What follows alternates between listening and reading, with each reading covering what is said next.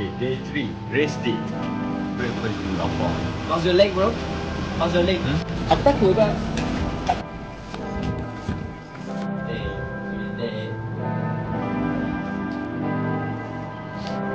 Nervous lah. Okay. Kita dapat boleh kasih support untuk team. Kalau ada kaki, lebih survive, harap tolong sikit.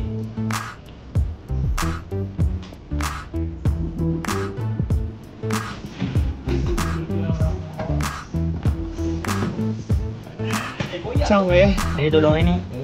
Tak, ini semua tunggu ah. Okey.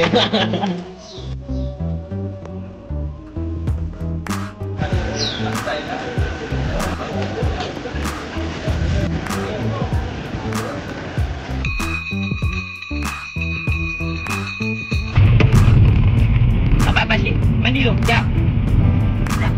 Jap. Mandi dulu. Sikit pagi.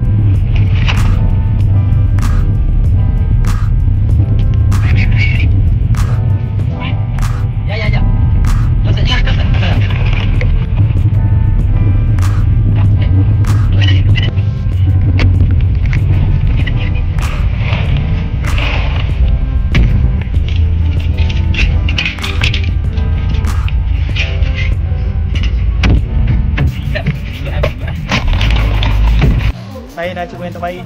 Kilometer 93 saya crash selalu berhenti.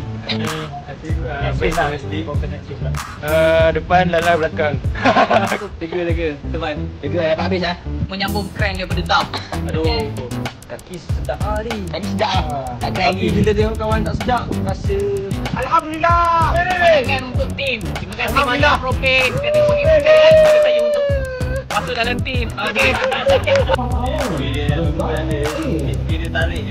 Rasa kena mensiapkan kerja yang cakap. Muhammad Arif Ahmad Mustafa, Prophet Racing Team.